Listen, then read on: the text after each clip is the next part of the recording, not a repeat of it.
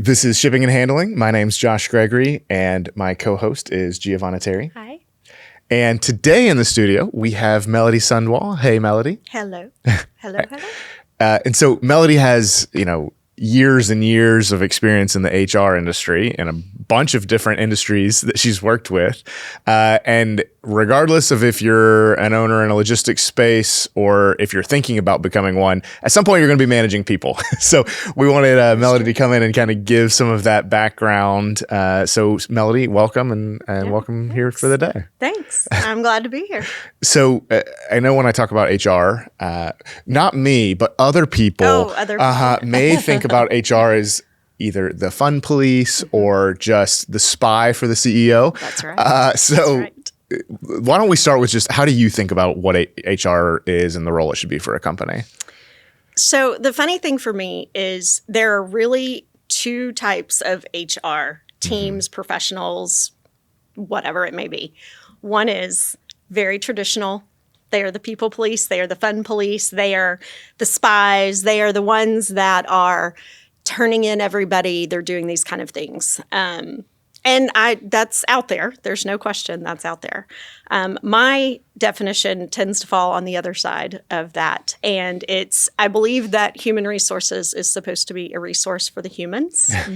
And so I believe that it's, that's the piece of the puzzle. That's what you have to be able to manage your organization. And, when we talk about the logistics space, you talk about service industries, you talk about any of those, it is a people-generated business, right? And so you have to absolutely know what the business needs, and you have to know that piece of the puzzle, but you have to be able to take care of the humans that are doing that service for you.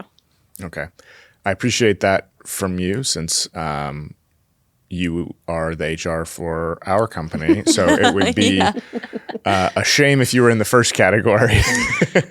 Or at least that's what you tell me. So, okay. No. And those two categories typically don't work well together. Yeah. Right. Because I think that there's a time and a place for it to say, this is the policy, this is the procedure, this is what we do.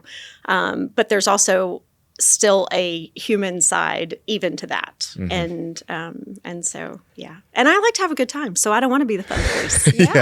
It's a downer for you if you're constantly the rain cloud in any room, right? I don't want to do that. That's not the fun. That's not a good way to spend my day. Yeah. Okay. So when you were a young child, was it always HR is the dream, or how'd you stumble into this world? No, far from it, as a matter of fact. Ironically, it was a former boss of mine. I was always in project support, project management roles, reviewing contracts, working with vendors, planning things out, whatever. And I had a former boss that said, I think you need to go do this. And I said, I think you've lost your mind. Actually, that doesn't sound like fun at all to me. And I don't really like people that much. Like, I like to check things off the list, and I like projects, and after much deliberation, the answer was, but you can figure out what teams are working. And if a project is not working, it's typically not because of a process or procedure. It's because of the team. And you seem to be able to pick up on that. Okay. And that's actually what shifted that trajectory for me. And so now it's roughly 20 years later-ish, maybe a little more. And that's what I'm doing. Yeah. So what was that first role for you in HR? It was in a telecom organization, and we were global. Okay. So, but we had everyone from engineers and sales and, everything professional geared toward, on top of the field, construction, cell tower climbers, all the things that you can imagine. And so my first kind of adventure into that was really just figuring out, holy cow, you have people in different states. You have people in different brackets of management and employee. And so that's different laws and that's different ways you can deal with it and different pieces of the puzzle. And then you have people in Canada and in Mexico and in Lebanon. And okay, well, let's just jump right in. And so that's kind of where it all started, was very quickly. And it was probably a great place to start because it was such a broad focus that it definitely continued to form that mindset of it's a human situation and no two are alike. And you have to understand your employees in all of those different situations and all of those different areas and all of those different factors that play a part in who shows up every day. Yeah, because it's that, with something at that large of a scale, there can't be just a one-size-fits-all solution there. That many different countries and jobs and skill sets and contexts. Yeah, I'd imagine there's a lot to wrap your head around and try to figure out quickly. Yeah. And it grew. I mean, it ebbs and flows and different sizes and different things like that. So it didn't start out that, hey, all of a sudden here's all these humans. You pick up little pieces along the way. But it was a great education in just the true daily needs that your employees have. Did you find that first job kind of as more of the first fun police type of HR as opposed to what you kind of strive for now? It really wasn't. Okay. It was because I got to kind of build it. There was one other HR person at the time. Wow. And she was very tactical. It was more about just keeping her head above water, which at that time it was a very fast growing organization. And so there was a lot happening. And so it really was just the nuts and bolts of how are we going to get people in the door, get them paid. Minimum. Yeah. That's right. Yeah. What are we doing here? And so then as it was growing, we were able to kind of go in and do it. But I don't know that I have the right mind for the other style of HR. Yeah. I just don't know that I would ever be able to do it. I don't think I would do it well. Yeah. And so I didn't ever have to kind of force that one way or the other. Yeah. There are times that I've had to be less employee centric, and that's really hard for me. Yeah. But I think I'm very fortunate that I have the project experience first because I can very quickly look at the scenario from how is the business going to be successful and what do we need to make happen, but then look at it from, okay, but how are we going to get these humans from here to here and make that happen? So, okay. So how long were you there and did you move into different roles there or was the next step in your HR journey at a different company and industry? I was there for almost 10 years. Okay. Yeah. And so I wore a lot of hats. Uh-huh. It was a very similar organization to this one. It was privately owned. They were very entrepreneurial, so started lots of new adventures and lots of different things. And so, at one point, I don't know how many different drop-down signatures I had from different teams or departments or, yes, today you're going to wear this hat or that hat or, whatever. And so I got a lot of experience and a lot of opportunity. They were phenomenal to me and gave me a lot of opportunities to just touch on different things and weigh in on different adventures. But I did, eventually say, okay, if I'm going to do something else or if I'm going to add to my resume in some capacity, my education, my own knowledge, that kind of thing. I went to work for a airline organization that did retrofits on airplanes. And that was actually great because I got to work with unions. Okay. Yeah. And so it was a whole different piece of the puzzle. Yeah. But again, it was the same thing. You have guys, working on the plane, and then you have engineers and you have salespeople so I still was very fortunate to have the whole breadth of the spectrum of employees and humans and the messiness of things. Well, yeah. So what kind of complications did working with and through a union add to your day? That's very much now you are the fun police. Yeah. There is no question. Yeah. Now you are the fun police. And it's a very different mindset. And so it's it's very much it's a we collective thought process. And yet, at the end of the day, it's still not a we going home with a paycheck. Right. It's one individual person going home with a paycheck. Yeah. And so that's still and you still have to manage employees. You still have performance issues. And yet you have an organization over here that is not business focused, telling you how you can address those performance issues. Yeah. And telling you how you can interact with those employees and what you can do next. And there's just so many layers to it that get added in. It was such a great opportunity. I did not love it, but it was a great opportunity. And I feel for anyone that is in that space on a daily basis because, you know, it's hard enough to juggle the needs of the organization and the needs of your employees. And when you add in a third-party organization that is speaking collectively for some of the employees, but not all of the employees are part of the union. Yeah. And yet it's dictating how you can manage this group of employees, but not this group of employees. It really does become a much different beast that you have to navigate. Are they, you know, is there a union representative like either in the room or influencing recruiting decisions? And I think you mentioned performance conversations. Do they have to like be in the room, or do they just influence policy around what you're allowed to talk about? Not the recruiting front, but their performance piece of the puzzle, it's situational. I mean, they absolutely influence how you can performance manage, but then depending on the situation, they may or may not be in the room for those conversations. And so that changes up the dynamics of everything. Yeah. And it is an interesting world. It just is. Yeah. And it is not one that I would enjoy living every day. Yeah. I can say that. Yeah. I mean, you know, there's lots of benefits that you can point to for a That's union, right. but for HR, I can imagine that there are lots of barriers That's that right. it Yeah, adds that's to right. your life. Yeah. Yeah. I mean, I think if someone were going to be in that environment full time, I think that you just kind of get immersed in it.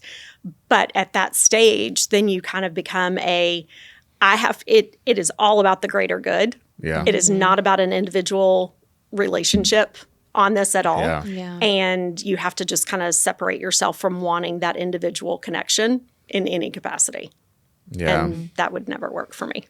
Yeah, that does make it tough because Yeah. there's like, you know, especially because you have some employees that are not union That's that right. you can have a relationship with. That's And then right. you've got the other group of employees that for very clear reasons have decided to be a part of this union. That's but right. like that puts a layer that just affects everything about how you view and That's speak right. with them and work with them. Yeah. But because of the union, you cannot have the personal relationship even with the people that are not in the union. Oh, really? That's right. Because you can't show favoritism and you can't show preferential yeah. treatment Yeah. just because they've chosen to not be in the union. Yeah. You truly And have to so- take a step back from basically everything that you That's knew right. before and kind of relearn how to do a lot of that Yes, stuff. you do. You just, it becomes absolutely a very blanketed, it's for the greater good. This is the process. And that's what you follow every single time. And you have to show that you're systematically following it every single time. And there is a good, I don't know, case in a lot of situations for there to be a collective voice. You know, there really is. But it definitely changes how you can manage a business. How Yeah. long did you last there?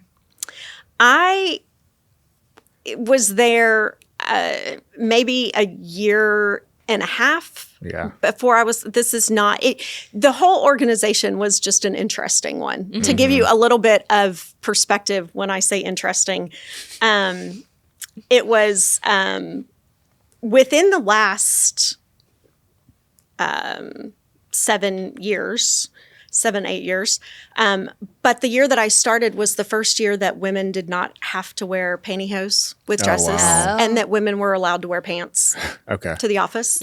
And men could wear a white button-down shirt that had pinstripes not just a plain white button So down shirt. no polos with lightsabers on them? No, okay.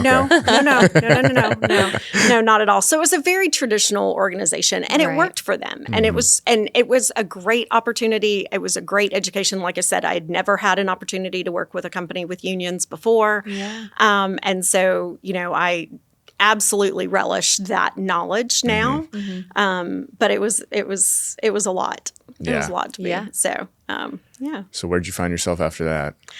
I completely shifted gears and said, I need something that feels good for the heart and the soul. And so I went, I worked for an organization that had multiple different centers for behavioral therapy for kids with autism. Oh, wow. Okay. Wow. Very different. Yeah, then. it was. Yeah, It was than a union, very different. And I will tell you, as much fun as I have here and as I've had anywhere else, no place else has filled my heart the way that did. And it wasn't my job that filled my heart. Yeah. Right. But when you see these little ones out there every single day and you see what those employees go through to work with those kiddos and their families, and you hear kids say words for the first time that their parents have never heard them say.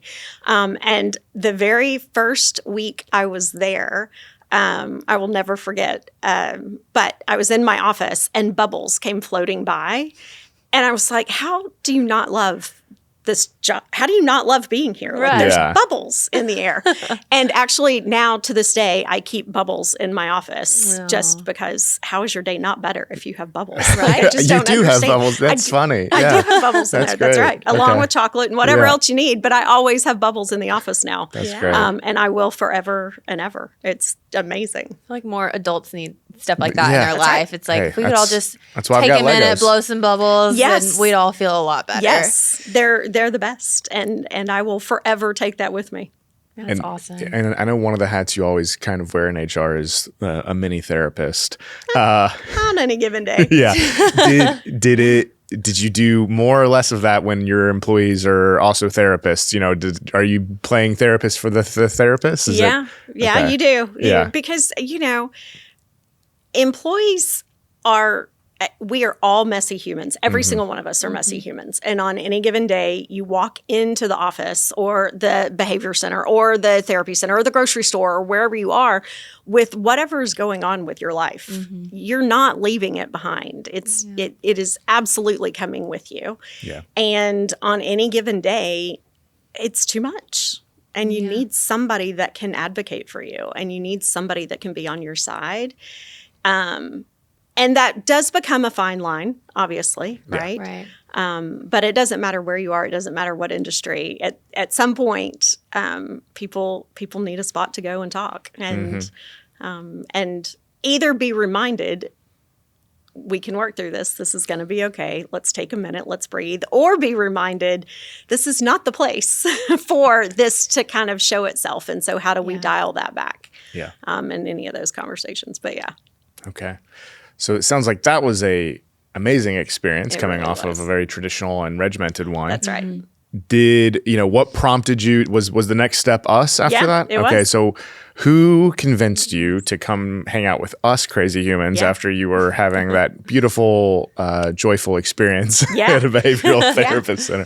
It was a move from Texas to Tennessee that Okay. got me here. Otherwise, those beautiful littles and all around in that organization might still be stuck with me. So Yeah. but it was a move from Texas to here. Okay. And I don't know what divine intervention all played in, but it worked, and I'm here, and y'all are now stuck with me for a very long time, because while that filled my heart in a way that I don't think will ever be matched, I have never had more fun than I have here with this group.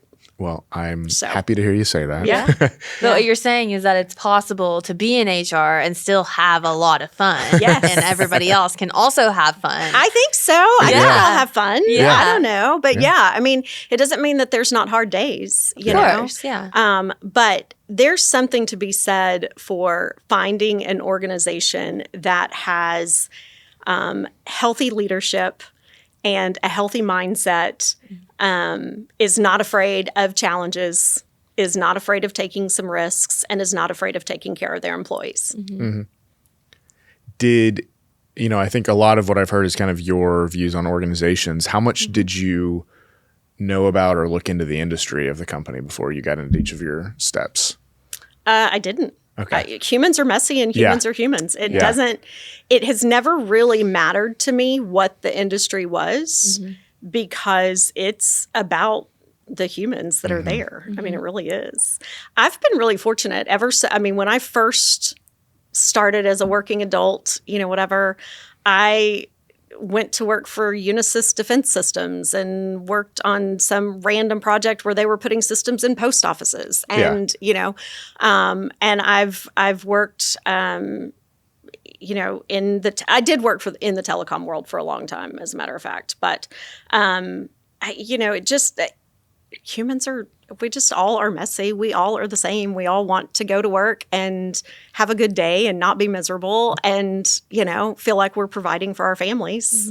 Yeah. And it doesn't matter where you are. That's what you're trying to do. Yeah. Right. No matter what industry, at the end of the day, you still have to, figure, like, the consistency is that we're all different and have our own context that makes things messy. And it's just about, managing that. You can't solve it because that's not your job, but helping us be successful in our jobs and kind of carry on and be a resource. Yeah, that's right. Yeah. What did you think you were signing up for when you came here versus like what was this company? Was it what you were promised or was it consistent with what you expected? So I think the best way to answer that is to say that the interview that I had, I was, asked to show up at X time, whatever it was, to a house with a red door, right? And it would look like a house, but it really was an office. And so I did that. And then I'm waiting in an open kind of office area that had about 5 people kind of tucked around working, at their desk, at different desks, but in a very small space for 5 people. And then, yes, we can go down to the conference room. Okay. And it's through a kitchen that is not a big kitchen, right? With sliding pocket doors in them. And then down another set of stairs into this very small interior conference room with no windows at all. And the room was full.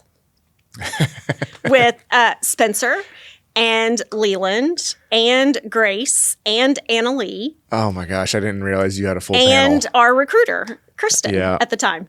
Okay. And me.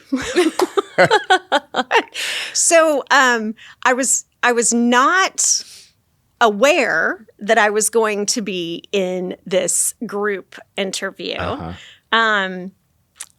But that's kind of what we did. And that kind of set the stage for exactly what we get now, which is you don't really kind of know what you're walking into every day, but you just walk in and do it. Well, you survived. You're here. So. That's right. That's right. Yeah. I will tell you, it was an interesting process. I've never had anyone quite go through my resume like Spencer did. I believe that. And I've been working for a long time, so there's a lot of years on there. And to ask somebody on the spot to go back that many years and say, how'd you feel during this time? It was like, let me think about that for a minute. So I don't know that that's what I thought I was walking into, but at the end of that interview process, I knew exactly what I was going to get, and I've gotten it. And I'll take it. That's fair. Yeah. Yeah. And it's funny that small house was actually the recording studio for a music label or somebody before it was our office, and now we have a nicer recording studio that's actually for recording instead of Spencer's office. That's right. That's right. We still have the red door. We still got the red door hanging on the wall. So it's come full circle. Yeah. So I think one of the big things that I know you had to kind of work with were 2 very different sets of employees. You had kind of the route consultant and Patton proper employees, and then you had the Patton drivers. That's right. So what was that like trying to kind of manage, back office employees and, probably very different set of employees in the drivers and managers that were running all of the FedEx routes for us? Yeah. I think that it starts exactly with what I said, is that I'm here to be a resource for humans. But the only way to do that is to know the humans, right? And so, I don't know if you remember this, but, one of the first things that I do anywhere I go is I want to be out. And I want to meet everybody, and I want to come. I will bring my laptop, and I will come sit by you, and I will work, and I will listen, and I will learn, and I will observe. And I want to come to meetings that I have nothing to do with. Because if I don't understand the words you're using and the conversations you're having and the energy that you show up with and those kind of things, then I don't know who you are. And the same thing is true about the drivers or in the telecom world, the cell tower guys and, those kind of things. And so I was very fortunate that Grace let me go out to the field and go, to some of the terminals and meet the guys and go on a ride along and go help and drive and deliver packages and see what it was and be there from the start of the morning when they're trying to load the trucks all the way through the end of the day when, you've got calls coming in all day. Somebody's truck broke down and who else can pick up these packages? And this delivery is going to be late. And how are we going to solve for this? And this no-show and all those different things. And so I was very quickly comfortable with, okay, I know what I'm doing. I know my dynamics and I know that if I'm here, it's this hat. And if I'm here, it's this hat. And am I crazy, or did we have you out during peak season one year? You did. Okay. You did. What was that like? So that's not managing people. That's like we threw you in a truck to help the greater organization. That's right. You know what? It was a great day. It was a hard day. Yeah. And I didn't even do the hardest stuff. Yeah. I carried some packages and I jumped in and out of the truck a lot and did whatever. But I didn't have to mentally go through, how am I going to get all these stops done? And I didn't mentally have to think about, hey, when I get done today, I still have to go get my kids from daycare and I still have to do this and I still have to do this. I absolutely didn't have it as hard as the rest of the team did, but I had a great day. And the drivers, the teams, they worked very hard. And they, get a lot of different interaction with humans all day long. And some are good and some are not good. And it is not for the faint of heart. Yeah. That's what I will say about that. Yeah, I gotcha. So when you're, you've got different workforces doing very different types of jobs, but you still have to provide, no favoritism. You have to provide kind of the same level of support. How do you balance that and, a back office and driver staff where conversations are very different, but at the same time, they have to be the same level of support. How does that work? So my first, I guess, definition for that is I don't actually believe in the concept of balancing it equally. I just don't. Yeah. I think that we all have a daily recipe. And so how I show up for you today and that recipe, it's going to have a piece of the business side in it, and it will have a piece of those policies and those, expectations in it. But it will also have a much different recipe blend of things because I have to meet you where you are. And so it's up to me to know how much of the recipe has to be business today and how much of the recipe has to be something else. And I have to figure that out. And honestly, if I don't know you, then it's my job to ask, what are we doing here today? Yeah. Why am I here? Why are we doing this today? And a lot of times when you have an employee situation, whether it's in the field with a driver or it's in the office and HR has been called in, the very first question is, what are we doing here today? And so that doesn't really have to change regardless of who the employee is or where they are. Okay. It sounds like it's more of the response and having the flexibility to kind of think on the fly. If you have no idea what you're walking into, you have to have the kind of the foreknowledge to be able to decide how you're going to approach it as it's happening. Well, and sometimes you do know what you're walking into and you want to leave it open-ended because you want to see where they meet you. Yeah. And so even if I know the path that we need to be taking, I can still start it with, so how are things going? How are you today? Tell me what you think you want me to know today? Those kind of things. And it's not, it's not to set them up. It's not to set the tone or to see if you trip them up. It's, you have to understand their baseline. Right. You just have to, if you're going to deal with it and deal with it at a true, transparent, honest level. Right. It would be so much easier to go into employee situations and say, I got this notification that you did this, and the policy says we do not do this, and therefore here's the door.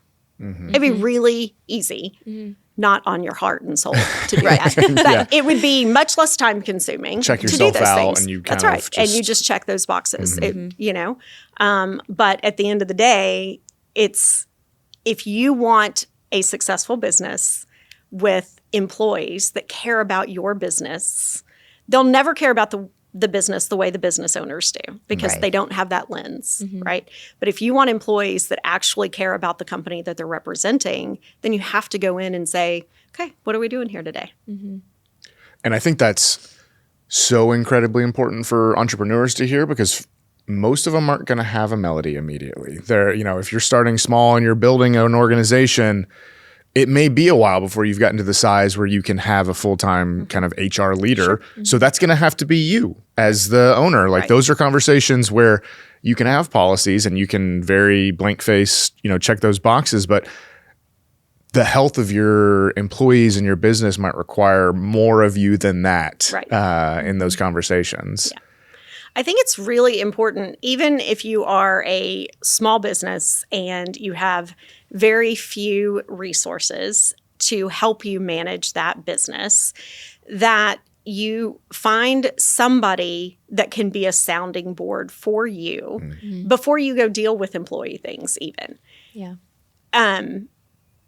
Because, or if you are hiring an outside HR firm, whatever it is, you need to find somebody that understands how you want your business run, that understands what you expect out of your employees, so that you can find the right Melody or whatever to go and be that voice for you, or to help give you that guidance, or to even challenge you and say, I know that's what you say you want, but that is not going to work. Like, this is not how employees function today, or this is not going to get the job done. This is not going to get us where we want to be. So you have to have somebody that you respect enough to let them challenge you when it's needed, but that also understands, okay, this is what you're trying to accomplish with your business. Okay, then let me help guide you with your employees through this kind of thing. And so if it's a wife, it's a brother, a sister, a partner, a best friend, a whatever it is, somebody that you can go bounce ideas off of. So if you are that owner that is dealing directly with those employees, you have at least one moment of step back to address it in a way that is a little bit off of the strictly business owner lens, because you just are not going to deal with it the same way.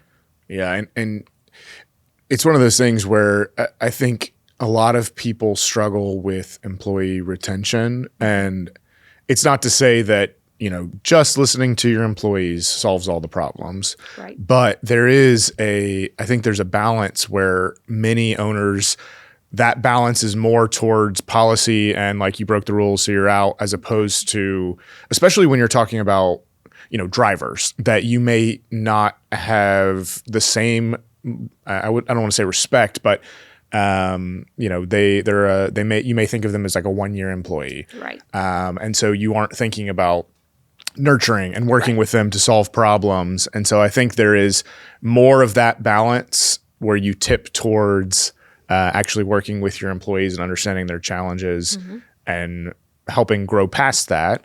That a lot of, I think that's a hard muscle for business owners to flex for many. So the interesting thing to me is that, and so I'll use the difference kind of in this, since we've talked about it. So if I'm talking about cell tower climbers, right?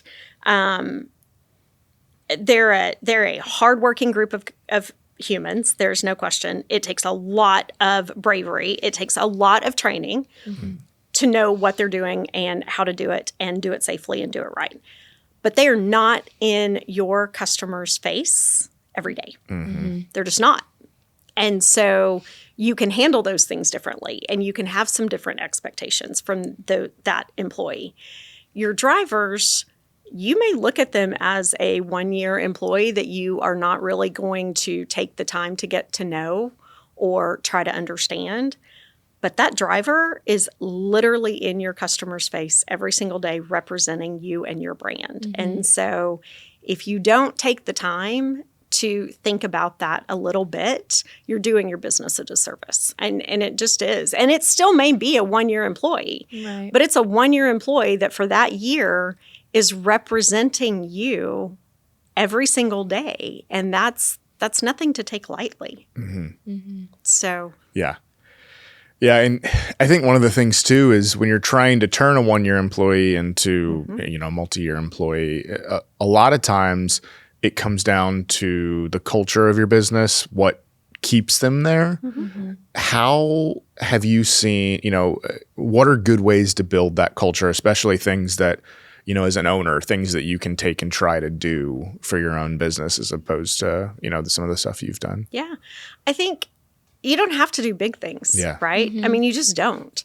I think it's important to have an understanding of the community that your drivers are in. And so that doesn't necessarily mean their home community, mm-hmm, right? But I do think it's important. Do they have kids? Is there a day that they want to go to the softball game? Is this why they're grumpy on Wednesdays? Is because they keep missing their, kids after school pick? Whatever it is, figure those things out. If you can meet them where they are with those needs, that's an instant win. It just is, right? But if you think about the community in terms of, okay, what does their week look like? I mean, I know I look at my calendar at the start of the week and say, okay, what's my week going to look like, right? We do that when we're in the office, but we don't necessarily think about it for the drivers. So this week is a perfect example.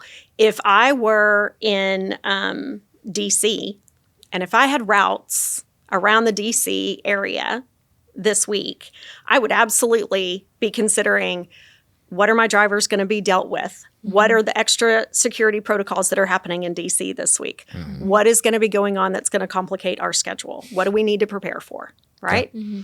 If it's, if it's, I don't know, Bonnaroo, and you're in that area, what are my drivers going to be dealing with? How many other cars are going to be on the road? What is happening? If it's graduation season and you're in Austin, Texas, and it's, May, and now you've got 47,000 other humans that have come to town and are clogging up the roads and mm-hmm. those kind of things. So paying attention to what's going on in the community that is literally going to impact your drivers on a daily basis. And that's not counting weather. And it's not counting, hey, school's out, so you have better traffic on the road. Oh, wait, school's starting back up this week. That means everybody's going to be messed up at 8 to 10 in the morning and 2 to 4 in the afternoon, mm-hmm. right? So remembering those things and remembering that those are going to impact your drivers and it's going to impact your business are wins all day long. Yeah, I feel like that's where a lot of the frustration comes from, is that employees don't feel valued when those things are not taken into consideration, because they're living in their world of, this is making my life so much harder. And it doesn't have to be, but like you said, small changes can make such a big impact to even just make them feel valued without even realizing that they are feeling that way because of the small things you're doing. That's right. And even if there's nothing you can do to fix it, guys, I can't do a single thing at all about the fact that it's going to be mass chaos in DC this week. Yeah. Can't do a thing about it. And that's going to bleed all the way over to Northern Virginia, and it's going to, all the way up into Baltimore, and it's going to be chaos here and, whatever. So let's make a game plan that we're all in it together this week. And when we survive the week, we're going to have a pizza party or, whatever. I don't know what it's going to be. But if you just acknowledge it, I mean, how often do you just want to be heard? Mm-hmm. You just want to be validated. And these drivers are no different. Yeah. And it can feel like small things, so you can be like, it's not worth doing, but that could add years to the employees. It really does. And that literally has to be a 5-minute, 30-second conversation to just be like, hey, we got this, and knowing that you're in the trenches with them. I feel like there's so much of a separation so often of kind of people on the ground doing the work and then the ones, sitting up in their high tower. But you kind of showed them like, hey, this is not the time for that separation. Obviously, there's time and place for things like that. That's but right. I'm thinking about you. That's right. It doesn't have to be like I wrote you a love song, but when you're always competing for drivers and employees and things like that. You cannot keep up with everybody else around you. Everybody's going to have their own, whatever. But if your drivers can say, okay, but my owner thinks about these things. My owner actually pays attention to these things and gives me a heads up and says, hey, I noticed on the way in today that there's extra construction over here, or my BC does that or whatever. People will leave for any number of reasons. People will leave, fast food restaurants for 50 cents an hour. And I get that because you have to put milk, you have to buy bread on the way home, and you have to put, food on the table. And so people are going to make those choices. But at the end of the day, if people feel taken care of, those choices will not happen quite as quickly and they will not happen as often. They'll still happen. At some point, they're still going to happen, right? But they're not going to happen as quickly and they're not going to happen as often. Yeah. And even the stuff we're talking about, that's not even taking into account getting to know them as personally, as a human and knowing their family and, asking them personal questions. This is literally just business and them going to work every day. So there's a lot of room. That's kind of my approach to that is not everybody believes that you should get to know the employees, and I'm okay with that because there's other ways that you can achieve these things, and I think it's important to recognize that you can still accomplish the same thing. You can just do it different ways. Yeah, you can be in HR and not necessarily love dealing with people. It's funny how that happens. Who knew? So, that's the kind of the encouraging side, but what are the best ways to handle the times where there is a problem? It may not necessarily be a firing offense yet, but they're on that path. How can you how do you approach handling those types of conversations, both to protect the company, but also to try to turn those situations around? Yeah. So handbook aside, and I'm a huge fan of a very simple, very concise handbook that very clearly says that we have the right to evaluate the situation and we have the right to choose a path up to and including termination. So I absolutely have that HR mindset that I want there to be that, that safeguard. Legal guardrails that should be there. That's right. But I want you to have the wiggle room to be able to get up to that. And I want you to be able to examine that. And so, my approach to that is it something that was immediately putting the business at risk? If that's the case, then we're not playing games. We're all done. If you're putting the business at risk, and in this case, our business, if it's putting us at risk, it's putting other drivers and other humans at risk, and that's not okay. We're all done now. And so I think you can have a pretty low tolerance for anything in that regard. But if you're talking about those other things, somebody's always late, or somebody always calls out on a Monday, or somebody's got a bad attitude, or they're just grumpy as the day is like, I don't know what it is. Or they're just always questioning, why do I have to do this? Why do I have to have this route? Why do I have, whatever. You can have a conversation. You can have 10 conversations. You have to be the one that decides how many of those are valid. I tend to want to have one or two, but I really don't want to have more than that on the same topic. I just don't. Because at the end of the day, you can have one to understand where we are on things and say, okay, we can agree to disagree, or hey, let's put in a fail safe here. This part's okay. This part we need to find a different path for, whatever the case may be. But if we're talking about it a second time, okay, now you're choosing we've had the conversation, what the expectations are, and now you're choosing to still do something different.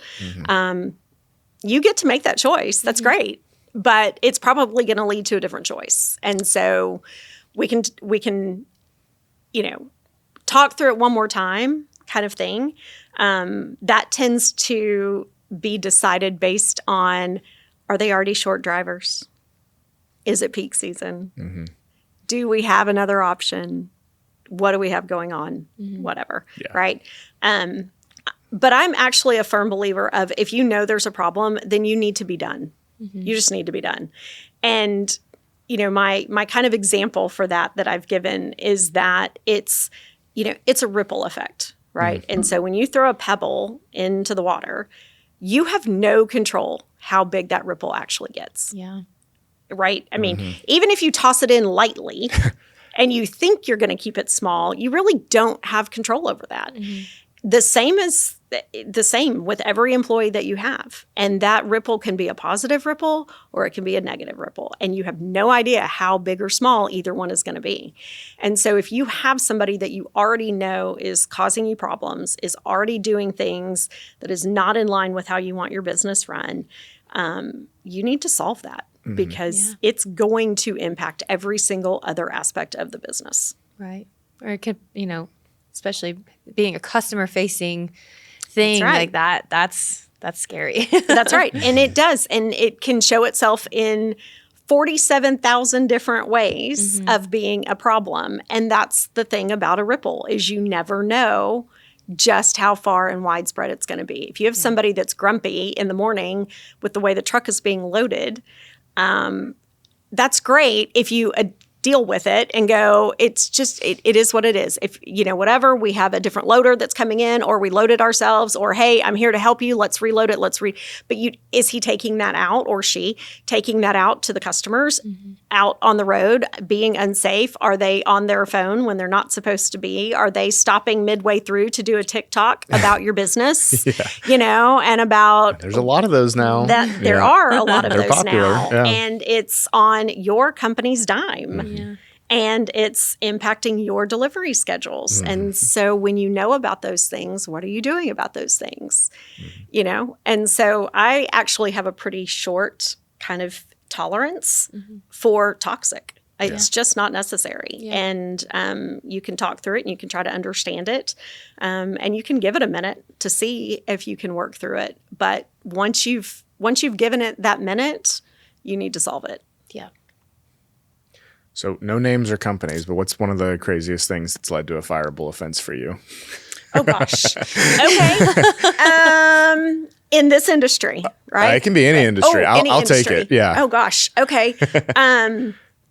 Well, risky behavior is kind of one of the first and foremost, right? And so if you are climbing a cell tower and you are not harnessed in, that's probably a problem, right? That's fun. But you know, so you have that. If you're a driver and you are, you know, on the phone or you're, you know, always going too fast or doing those things, that can be a problem.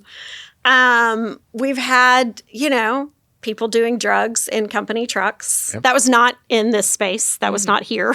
Let me sure. Let me be clear.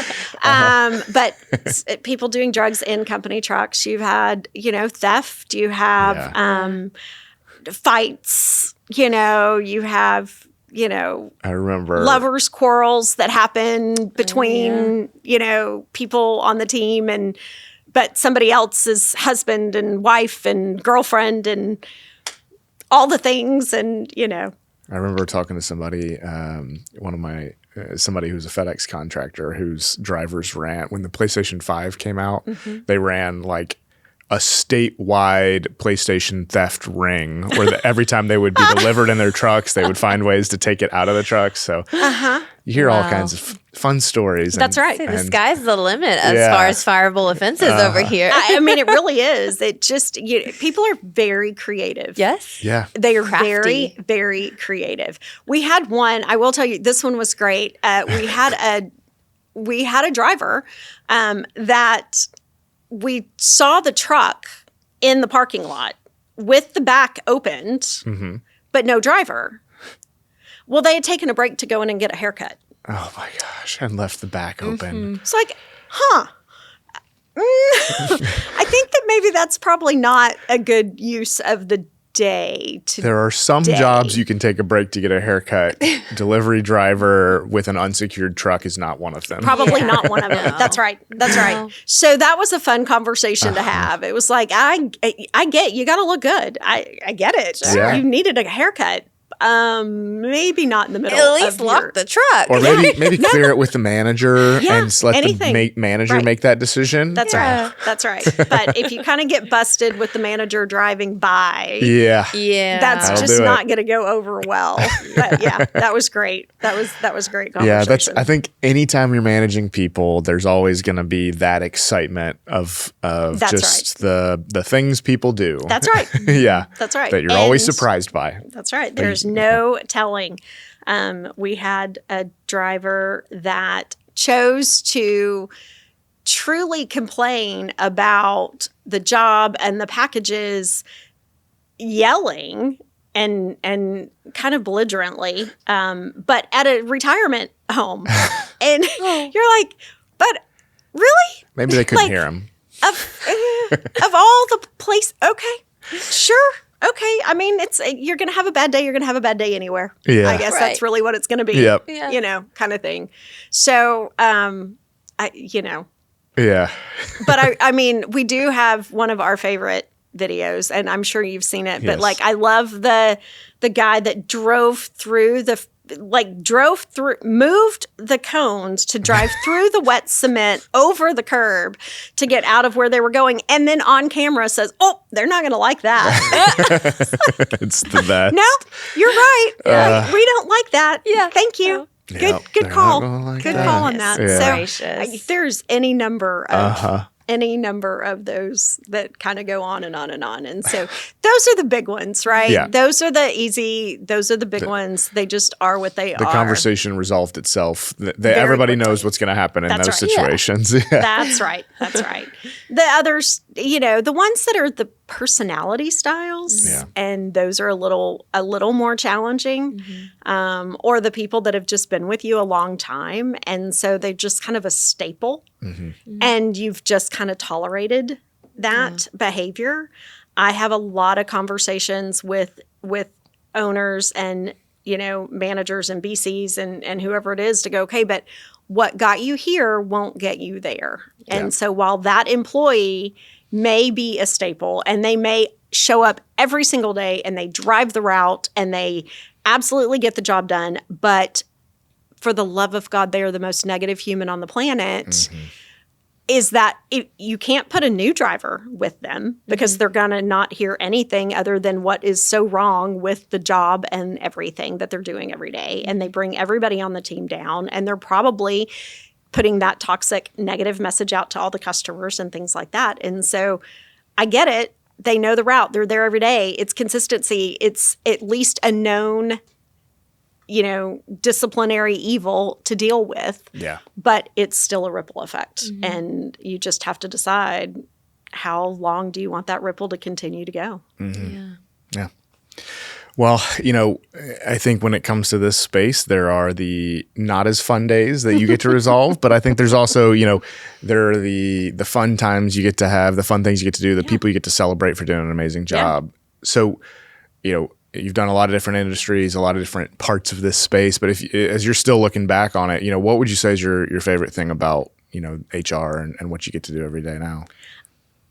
For somebody with a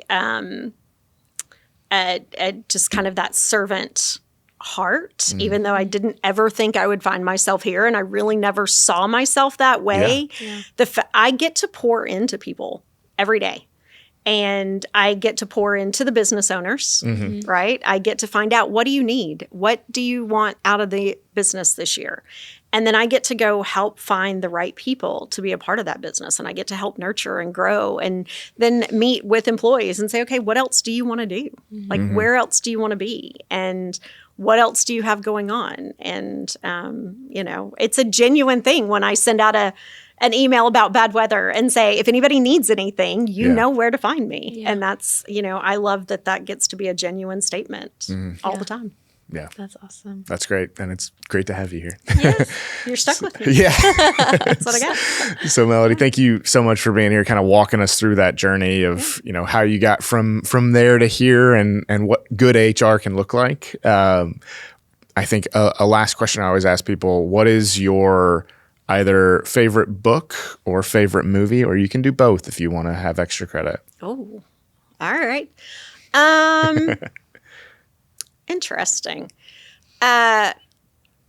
Favorite. Okay, this is so bad. Nope, this is your answer. So, favorite book.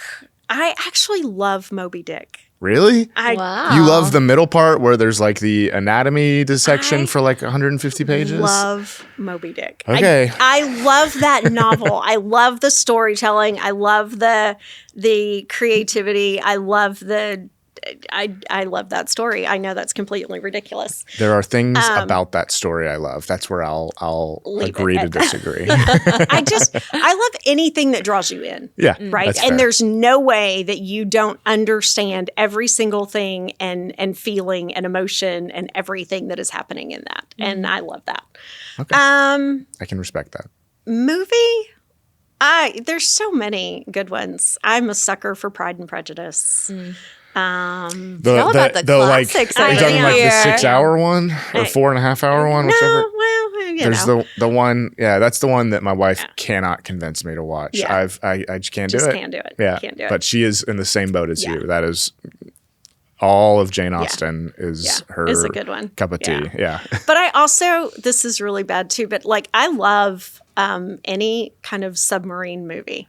Okay. And I don't know why. Interesting. Okay. Like I love Hunt for Red October. Yeah. I love U571. Okay. I love Down Periscope. I love, like literally Okay. the whole gamut. Submarines. It is. Yeah. And I Okay. don't know why, but it's because I'm extraordinarily claustrophobic. Okay. So maybe I'm just Okay. fascinated. That's the only that way you can get anyone there is in a would movie. Yeah. be Yeah. there. Yep. Maybe that's what it is. I don't really know what that says. But yeah, I don't know. That's awesome. But I also love Willy Wonka. And that's The original? I do love the original, Yeah. but I mean Johnny Depp is great too. But They're I very do different love, movies. That's Yeah. right. But I do love Willy Wonka, and I love Pete's Dragon, and so Okay. it's Okay. it's a It's a spectrum. Yeah. There's all Dick kinds of things for people to take your thing. references. Yeah, I don't know how really many people who haven't read Moby Dick are going to sit down and read that right now. Probably but, not. Honestly, you're kind of making me want to read it. Admittedly, I've never read it. But if you love like quick reads, Mm-hmm. fictional quick reads, is Frida McFadden. Is I love her. see, Yes. yeah. Okay. Such a great, fast mystery, suspenseful, Yes. but not gory because Yes. I don't want gory. And there's always a twist. Yes. Always Yes. a twist that you never see coming. Just when you think you know what's happening, it's never happened. So there's Okay. that's That's, you know, anybody can jump at any of these. that's right. Something for everybody. That's right. All right, Melody. Well, I really appreciate you stopping in here and providing everything. And Giovanna, as always, thank you for being here as Thank well. you for having me. Yep. And we will see you guys next week on the next podcast. Okay. Thanks. Bye.